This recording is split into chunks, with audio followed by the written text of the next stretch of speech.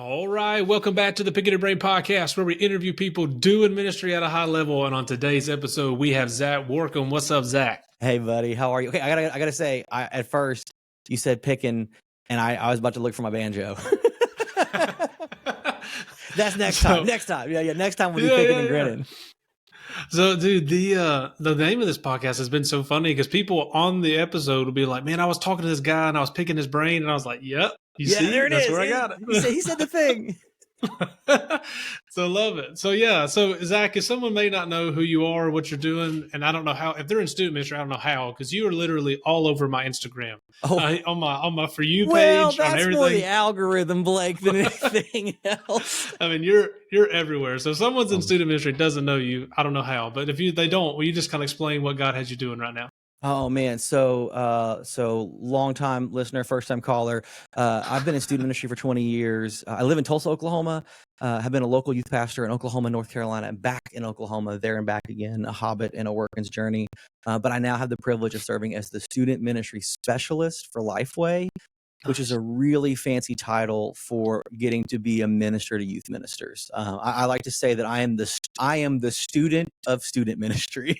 So learning, listening, and the classic church phrase, loving on youth pastors across the country is my official work, and it's really fun. It's really fun.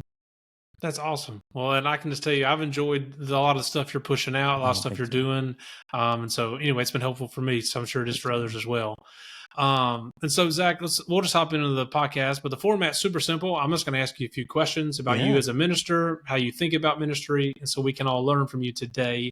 Okay. And I'm going to start off with my first question that it's probably become a staple. I love asking this. I love kind of getting behind the scenes, looking at guys' process, but what does your sermon prep look like? What resources do you maybe use? How much time do you spend when you're preparing a sermon?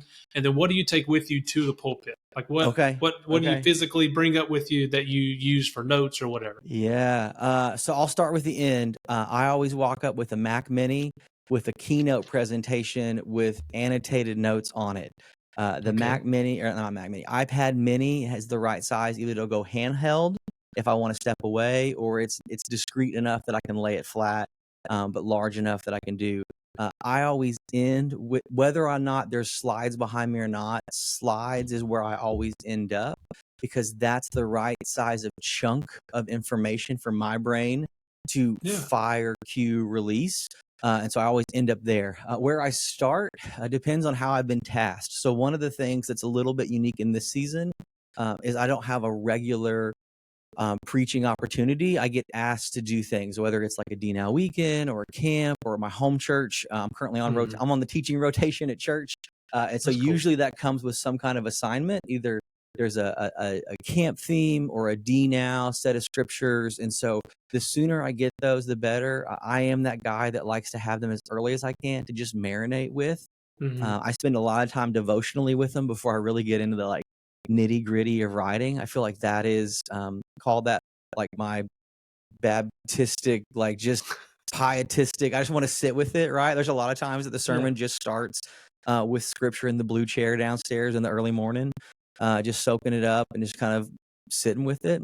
Tool wise, I've got a bunch of commentary sets that we'll sit with, and we actually get into the writing.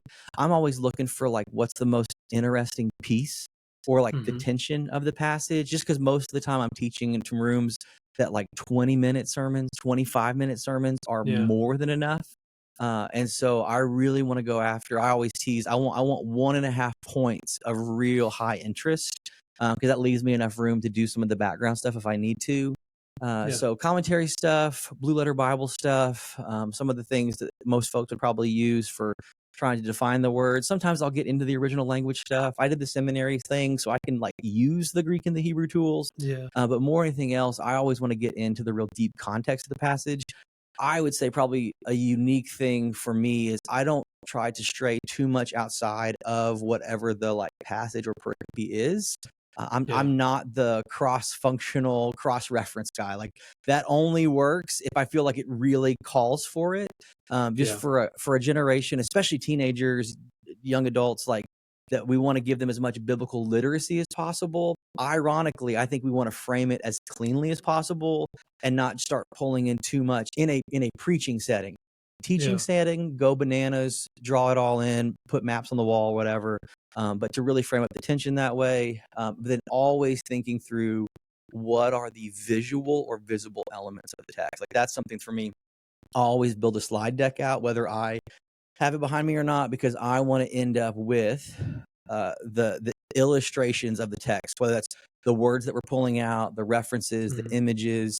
I've been really taken recently with trying to frame up, maybe even through some AI art technology, like if there's like settings or conflicts. Like there's been a lot of sermons recently where we've done like fabricated versions of ancient Corinth or Ephesus, just to help kind of build that kind of like, I don't know, experiential, existential kind of learning stuff or whatever. Painting the Yeah, picture. that's some of that. Yeah.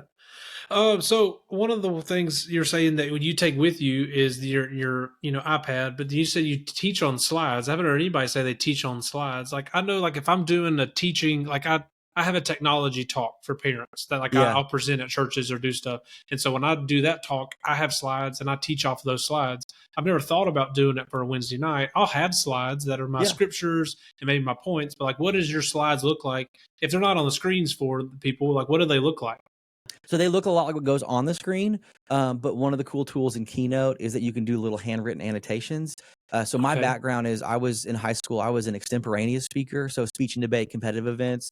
We would do the thing where we would draw topics and you would get 30 minutes to write a 7 to 10 minute talk. So being able to hold information in a certain way. So I'll have notes written out. So if I ever showed you, like I don't manuscript, but I'll have like chunky notes. But I can kind of sit with those and kind of imprint those on like a slide so that my slides are about a minute of my talk, and that just keeps my pacing right. But yeah, so part of the necessity comes from in the other role that I have in doing like breakouts and conference stuff. We often are running our own slides. So that's kind of where those things got wed together, because I'm clicking through as they're going, and it's keeping me both on pace, but also helping me hold like the content buckets of like, well, this slide with these few words and this image is about this much information in my head. So yeah. So that's so fascinating because I never thought about it. Because like I said, when I teach, I use slides and just I know what that slide's supposed to say, and I go from there. But then sermons are different. But anyway, that's interesting. I just if I have too much text in front of me, I'll get bogged down in it. When we do our preaching event in the spring with our team, with folks, I feel like there are some folks that need more words in front of them to keep them on track. And there are some folks that need less words in front of them so they can be more like engaging with their audience. And it's finding the right balance that pushes you in the right direction. And so for me, so wisdom from some of my best friends, Chad noted, is to try to go without notes. And so slides for me is the right amount of like safety nets of a note talk. So when guys keep saying, yeah, man, the goal is to get no notes. And I'm like, oof, I don't know. I don't trust whatever me. challenges you. Like for some folks, I'm like, you probably need more notes because you're saying a bunch of things that I think if you had it, ironically, I feel like some folks should have more notes because it would help them say it more concisely. It's a weird thing that some people will ramble into it. Other folks, when they have no notes, will get really organic with it, where it's not like, again, the art of preaching and proclamation is that it's not the teaching for content. There is an artistry to it. And some of that is the ability to connect and engage at the sacrifice of being a little shorter or a little more concise or not covering every possible academic basis. And if you're a young youth pastor listening to this, know that I know my methods have changed. Like I've had to tweak and edit and do it. So like, don't feel bad that like this week you're having no notes, but next week you're like, that didn't work. Let me try this. And then like, oh, that didn't work. Let me try this. Try everything until you find what works for you. Well, and know that like there's something that will come from the consistency of doing it. One of the things that I would tell a young youth pastor listening is that you should be trying to get better every week. And you need a baseline. So if that's for you, if you're the one that like, man, like I just show up, I don't have any notes. Well, I don't know how you're going to know if you get better. There's a really great book called 8 Hours or Less. And so Okay. one of the things that I would always encourage a young youth minister is that every week you prep, it should take you a little less time. You may have some tricky weeks or some passages or some like series openers, but Mm-hmm. if you are still doing this from year 3 to year 13 and it takes you as long to get it done, then you haven't figured out. Because listen, when you've prepped John 15, that's available to you the next time you do it. Yeah, And so yeah, some yeah, of that should just be in there and you shouldn't have to like work it from scratch. And so that's where I think yeah, sometimes those early note things are almost helpful, be formative in those ways, not where you're reusing the talk, but the yeah. information is in there that's formed you in a way that you don't have to reinvent it every time. And so, yeah, it may take you longer now, but the goal is to get a little bit better, not faster, but a little bit more organized and better as you go through. Yeah, absolutely. Well, let's transition to the next question I have for you. And so this is just fascinating from a local church guy's perspective, but how was it from you moving from being within just the local church, moving all the way up to a Lifeway? And then what are some things that maybe a local church person may not know about working for Lifeway? Yeah. So the full story maybe is a different episode. The short story is we left local church ministry at kind of the pinnacle of the season that we were in. The Okay. cool thing is we still go to that church. So one of the things when Nice. the Lifeway opportunity came along, it was an invitation to come work on the team, but with an option to stay rooted, planted in Tulsa. My wife teaches here. Our boys love their schools here. All of our relatives are 2 hours or less away. And so the role was going to be a lot of online work and travel work. And so to go do all that in a new city and have my whole family uprooted was kind of the tension, because Yeah. one of the things that helped shape the work that we do was the community and the congregation that we're a part of. So we still are very much in the local church that we were at. We're just not in the staff role. So there's a lot that I've got to learn by being on the other side of it. So Yeah, I that bet. is, I Yeah. feel like a liaison sometimes of like staff realities and like volunteer member realities. I'm currently serving on the senior pastor search committee at my church. So Oh, wow. that's all. Yeah. Like we're like the whole thing, man. Like we're involved in a life group. We host the high school guys barbecue when they meet twice a month for stuff. You know, we're involved in kids ministry. And so, no, we're on the volunteer half of stuff, and it's Mm. become really educational on the Lifeway work of what does it mean to ask for help. When we talk about recruiting Yeah. volunteers, that talk stuff used to come from solely the staff chair. It now Yeah. comes from the person that's getting recruited to do it as well. So That's yeah, cool. That's man, a unique it's perspective. both and. So Yeah. man, you asked Lifeway stuff. Man, it's awesome. Lifeway is a hugely diversified organization that Bibles and curriculum and short-term studies and camps and experiences and training and equipping and conferences. Like it's one of those, I'm really proud of just the whole like range of work that we do, both in the Hmm. different iterations, but also globally. Like that's one of the things that I think, especially if for listeners that are in the SBC world, like there's Yeah. such a global impact for the ways in which Lifeway is partnering and providing resources. And so it's fun. We sit more. So the team I'm on is like one of the smallest teams of the large organization. Equipping is kind of the official thing, but you know, ministry support, ministry connection, serving the ministers who help do the ministry stuff. So I feel like we're kind of again liaisons, cultural translators for like what is the needs of the local church and what are the things that we are making as a entity, as an organization that helps serve and those things. So yeah, it's been good. So, what resources would you say would help us? What resources are you most proud of for like a student pastor? You say, hey, these have been our go-to for a student pastor. One of the things that I love for our student side of things is how much flexibility that's even Yeah. inside of just the Lifeway ecosystem. Like there are literally 4 different curricular options to choose from. Yeah. There's 2 different camp brands. There's hundreds of studies. And so there's just like, even inside the Lifeway ecosystem, like the trustworthiness that permeates options inside, right? Like we kind of joke that Hmm. Lifeway feels a little bit like Coke or PepsiCo, where it's like, man, like even if you don't like Pepsi, like we've got Mountain Dew or whatever. Like Yeah. there's like Yeah. Yeah. choices upon choices. And so that's one of the things that I love. I know that youth ministry folks are all about trying to figure out best fit for their context. And so Hmm. instead of having like the Lifeway curriculum or the Lifeway camp, that there are unique opportunities. Like there's literally new 30-day devotionals coming out every month that are thematic Mhm. and helpful and beneficial that you can like pick, choose, and shop from. And that's one of the things that I love is that we've got resources that abound in ways that can serve you wherever you're at for as much or as little that you need. And so it's been a lot of fun just to watch folks pick those things up and try them out. We're making board games now. Like it's one of those Really? like yeah. So we're making Lifeway makes board games now because one of the things that we heard in small groups is that we don't just want like one-time use activities. We want Yeah. connection building and like what are the things that are available. And so we are literally making games that are great for small groups to play over pizza or coffee. And it's just, That's again, really it's the cool. kind of things that come out from listening and doing and trying to build and make. Yeah.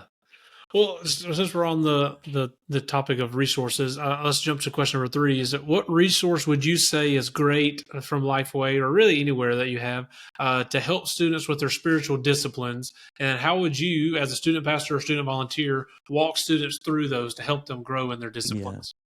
So some of the things that have become really, so we're always releasing new stuff. So there's curricular stuff, there's new short-term studies from authors that are either about, exegetical books of the Bible, kind of walk through stuff, or maybe more thematic.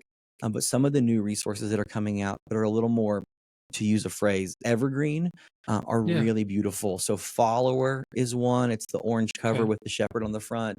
That is the resource for those that are new believers. So for if you've got a kid from camp or DNOW that just, or maybe even a middle school kid winding up from kids ministry to youth ministry that just has questions about like salvation and what is tithing and what is discipleship, like it has like I think 10 or 11 chapters that just make it easy for a pastor or a minister or a mentor to walk through with them. Another one in that same vein is one called Gifted, and it literally is walking through like discovering, discerning your spiritual giftedness. And so these become things that I just encourage youth ministry leaders, man, have 4 or 5 on your shelf, like calling out the call from our friends Scott and Shane. Like if you have Yeah. students sensing the call to ministry, dude, have 5 of them bad boys on your shelf and have that be like easy, like read a chapter and let's talk about it. Some of those like, yeah, we're going to have curriculum that's like year round, or we're going to have maybe some short-term studies for like girls groups or small groups, but some of those like ministry building resources to help equip Hmm. new believers, spiritual giftedness, sensing a call to ministry, just some of these other really longevity, like the life of a believer kind of topics. I love what our team's been doing to both build and refresh those. Yeah, so that kind of moves into even my 4th question. It says, how would you help develop a student's leadership abilities, and what advice would you Mm, give them to the student pastor helping develop a plan for yeah. these student leaders? And so I think it's kind of all really kind of go together, helping that kind of basic student as they move into student ministry with spiritual disciplines, kind of what you talked about. But then, Yeah. yeah, you have some stuff maybe you would recommend for those that are going deeper. Yeah. So I think that's probably the curriculum on top of the curriculum. This is one of the Yeah, things from our booster community or just some of the coaching conference conversations is having a ministry plan that's more than just the teaching cycle. I think there's a lot of great yeah, ministers that will get the like, I'm going to teach this to this, or I'm even going to scope and sequence this 2, 3, 6 year plan. But the yeah, ministry life cycle, the discipleship pipeline, whatever the phrasing from your church is, but the goal you have, the beauty of student ministry is it is a guaranteed window of time that is most definitely formational in the life of a teenager. And so yeah. not all folks come in at the same time or exit at the same time, but in the life of a 13 to 18 or 19-year-old, what are Mhm. the milestones or markers or things that your ministry is hoping to see happen in their life? And I think even getting into the nitty-gritty of like tracking those things in students so that it's not just we want them here attendance, but I want them Yeah, in the word. And so let's do things that are devotionally minded to get them to read scripture or to pray out loud in small groups or to be consistent in their prayer journals. And you can start building out these things that are just really helpful, thoughtful markers of depth and faithfulness. I know one of the best words in student ministry is we long for the deep. Like this is one of the things yeah. that youth ministers often talk about. The reward of ministry is like it was good and it was deep. And I think some of that depth comes from being able to wade down into it by having Mhm. the right kind of like goals or outlines from middle school to ninth grade to high school. So that's not always all ministry at all times, but what are Yeah. the ways in which you're, to use a teacher word, because my wife's a high school English teacher, are we scaffolding or are we wading into those deeper waters? And Yeah. that's really important, especially if all the other things that we've said are true. If students are less fully understanding or maybe lacking in biblical literacy, then we definitely Mhm. need better frameworks and scaffolding. Or if Yeah, they're yeah. more and more disconnected from the church, then they need more and more practices that, whether they're there or not, they can be spiritually engaged at home through scripture, prayer, serving, and the like. And so some of that will happen in your weekly gatherings. It's hard to have all of that happen in a weekly corporate gathering. And that's why I love having some kind of focused attention, either for discipleship, D group, or student leadership. Like, where is, for the students that are hungry for more, where can they get fed? Mhm. Yeah. So what models have you seen of like leadership teams in student Yeah. ministries? Like, or like what does that look like? Have you seen? Man, that varies. I would Yeah. say figure out a way. Whatever you do, it's something you can manage. I think some people try to do all of it at once. Your Yeah. leadership team may just start as kids that can show up more and want to pray more, and are willing to catch the vision. I don't think we have to jump into, all right, we have 9 different opportunities for you to serve on Sunday mornings. Like, Yeah, yeah. you'll get there. But I think even that sometimes, for all the little like iterations and options, is limiting, because like the discipleship faithfulness isn't just whether or not they were a door greeter, but whether or not they caught the vision that church is a place that receives people and is hospitable, and we invite folks in, so that Yeah. with the rest of their lives, they're the same kind of person that's greeting, hospitable, wonderful, and invite people in. And so I think having some of those actual, like, these are like the discipleship values. It's the Jesus crowd versus the disciple thing, right? Like, I think Mhm. sometimes our midweek gatherings where we hope to have high attendance can feel a little bit like a crowded room. But those disciple moments of like, all right, buddy, you said that thing. What did you mean by that? So that way, when the sermon wasn't long enough to explain every possible option, there was a Mhm. setting that was like wonderfully great to be small. Like, there needs to be some facet of your ministry that you celebrate it being small. Call it Yeah. leadership, call it D group. I think there's plenty of spaces to be like, man, we had so many kids at Freedom Weekend, or we had so many kids come to Mhm. midweek last week after the seat at the pole rally. But like, where is the, like, man, we had 12 kids that all they wanted to do was be here, and that was Mhm. awesome. Our man, we Yeah. had our 6 high school students that like drove late to meet and pray before. Like, where do we celebrate some of those things? Just in the spirit of the Jesus following, to not always celebrate the crowd, but sometimes celebrating like the smaller group that really gets it. Yeah. So when I think of a leadership team, I think whenever we can equip students to have, and like I know you're saying, you don't need to, you can eventually get to the 9 leadership team Opportunities, yeah, opportunities. yeah, Yeah, yeah. yeah. But I Worship, think, man, concessions, hospitality. so if you're listening and you're like, man, I got 20 kids, I don't have enough kids to even make teams. Sure, So start giving sure. them opportunities to greet, give them Yeah, opportunities to maybe run sound in the back, or whatever yeah. those may look like. Because what will happen is, I've always thought of this way: you're building what the future volunteers of the church. Yep, And so if they've only came and sat in youth group and only that's right. listened to Bible studies and listened to stuff, then when they go to college ministry, or when they get a family, they've never been known to plug in.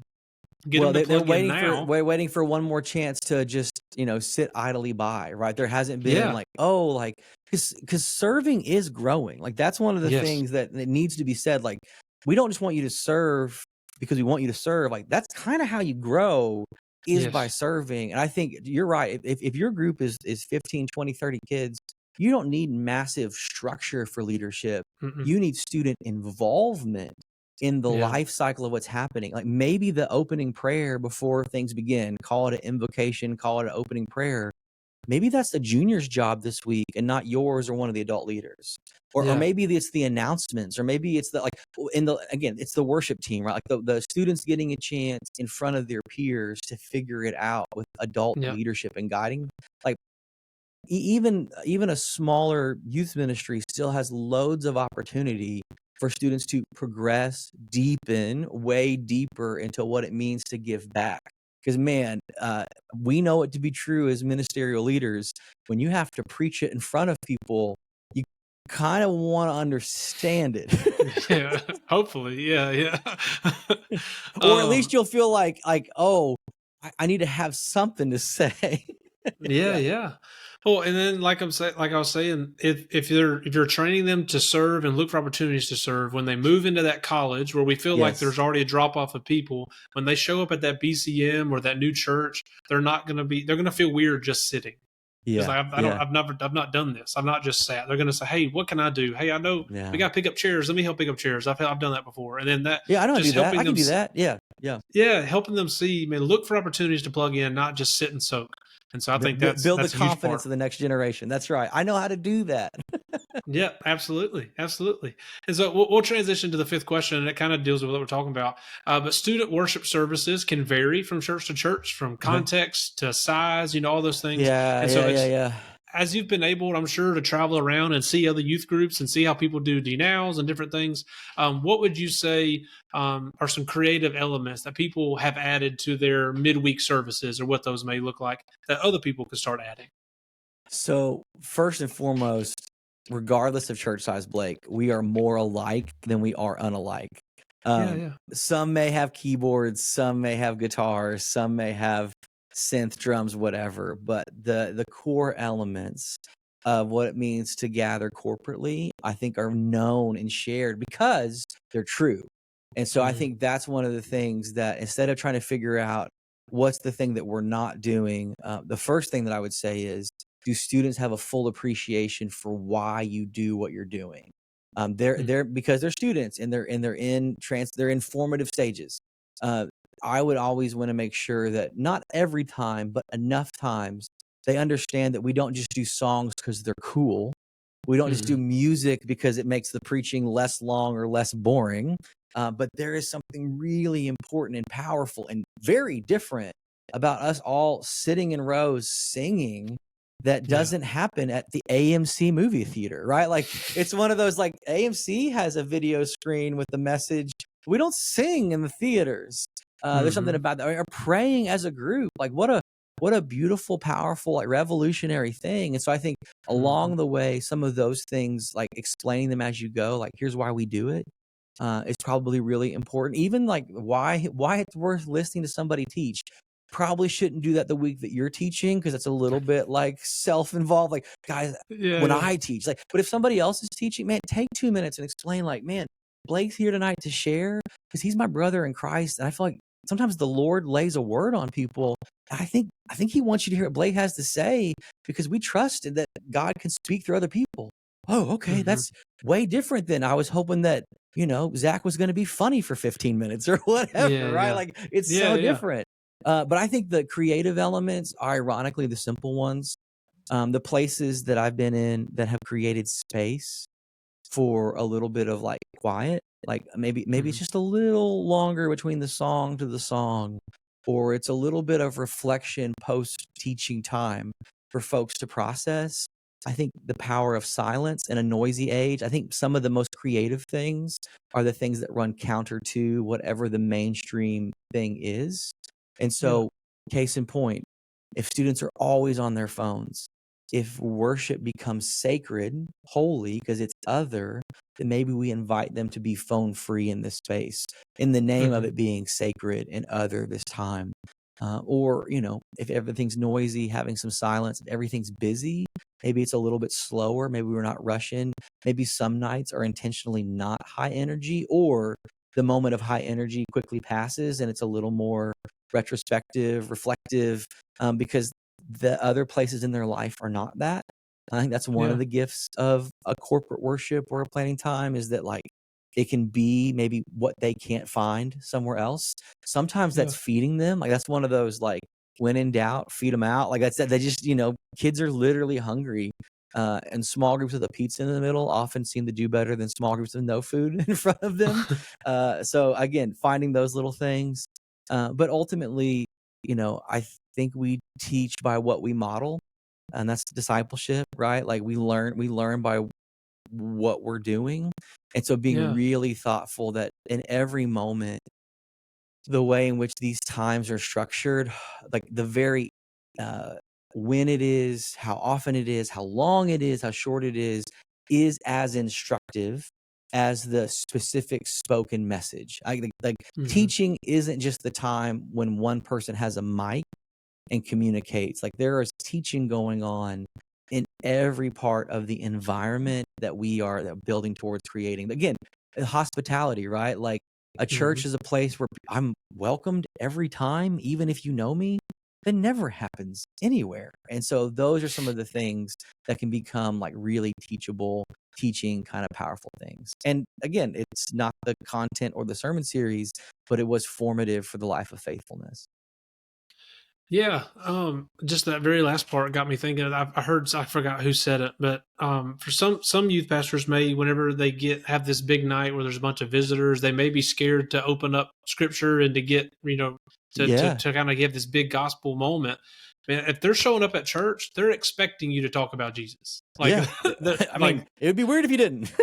yeah, so I'm just saying, if you have these moments where you're trying to have this day that's creative, that may not be your normal worship, your normal whatever, still feel have time that you can open up Scripture, you can get in Yeah. God's Word.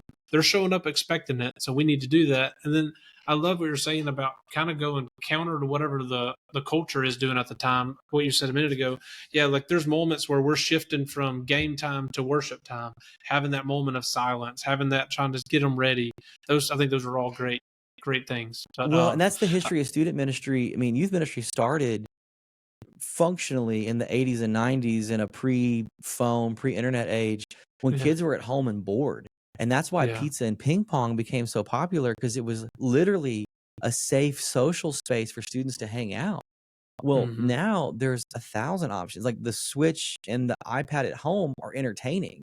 And so if you're yeah, just trying to be entertaining on a Wednesday, you aren't giving them something they don't already have. Now, yeah, I do think you should be really thoughtful and not try to bore them to death. But for the sure. the the win is not that they were entertained. The win is that you were able to take something that they really needed and give it to them in a way that they could receive. And so Yeah, no, that's yeah, because you're not competing with NCAA football. Like you're not like that's not you more can't. Oh, dude, entertaining. the They, college football is so much more fun than you. And even if you put it in your youth room, you're going to cut them off. And at home, they would like again. No youth speaker is more fun than all of Netflix. I'm sorry, like you are not yeah, funnier or more compelling than all of Netflix. But what you might be is really thoughtful and sympathetic and listening when Netflix can't talk back, right? Like that's yeah, like yeah, and Netflix will entertain them, but it won't care for them. And so just yeah, kind of if identifying and knowing that, yeah, yeah, especially if you've been plugged into their games, their cheer, competitions, their choir concerts. If you've been there and cared for them, you've earned the right to be able to share something that's that's super right, meaningful to their life, which is the scriptures. And so, that's right. all of that comes from being involved outside of school, and then also having a creative idea plan when they arrive at your Yeah. church. But anyway, And I man, think that's having and what you're saying, having the plan. mhm, One of the biggest encouragements I would give to young youth ministers, especially, is don't lose the joy or the excitement of the weekly plan. Like it's mhm, a hard balance. Again, it's like to go full circle, like preparing a sermon. You're gonna do a lot of these, so don't mhm, try to do 3 big ones, burn out, and then not know what you're gonna do or do way less. It needs to mhm, be at a rate in which you should be getting better at it every week, challenging yourself, and always looking for ways to grow. Like, this is not like, man, I had 2 awesome ones. We're just going to coast for a while. Or, because this is what typically happens, we had a really awesome one and we had a really bummer one. So I'm bummed out. I'm just not going to put as much into it. Man, don't do that either. Manage it in mhm. a way that you can keep staying excited about what you get to do, because man, students are always going to respond to the level of excitement, energy, and passion that they see in you. They're Yeah, looking for that in others, and for when it comes to matters of Jesus faith and discipleship, they're looking to see if this is really something worth getting like passionate about. And so minister, they're looking at you. So yeah. Well, Zach, man, thank you so much yeah, for bud. coming on today, spending some time. Just real quick, I want to give you a chance to plug, your stuff. So if you, where can people find your podcast, or where can they listen to you? Yeah, man. So at Zac Workun for Instagram stuff, always happy to take a DM or a comment. Youth Mhm. Ministry Booster is the podcast with Chad and I It's and some other great. guests sometimes. It's on all the platforms and the YouTubes and the whatever. But man, also like if there's anything from Lifeway, the at Lifeway students Instagram, or if you want a little code, anybody that works at Lifeway, their email is first name period last name at lifeway.com. That goes from lowly me all the way up to the CEO and executive team. Send anybody an email. chad.higgins@lifeway.com. Would love an email from you because you can. So email's great, or social media stuff. Always happy to reach out. And just really thankful. Anytime we see folks at events, conferences, camps, always excited to connect and say hi. Because youth ministry is a small guild of people that love Jesus and the next generation. So there's no reason to be weird because we're already all weird. Well, and I'll echo at conferences, you do a great job of making people feel welcome, making people feel like you really do want to care what's going on at their church. And so, yeah, if you do go to Conclave or go somewhere, Etch conference, if you go somewhere and Zach's there, please go by and say hi. Well, yeah, it's actually better. I would rather talk about what you're doing. Yeah, tell me what you're doing. Yeah. I get that. That's awesome. Well, so anyway, we'll wrap up. But if this is your first time listening to the Picking Your Brain podcast, we drop episodes every Monday with guys just like Zach that we're helping walk through to be able to get better in our student ministries. So check us out anywhere you listen or watch podcasts. Y'all have a great week. Next time I bring my banjo.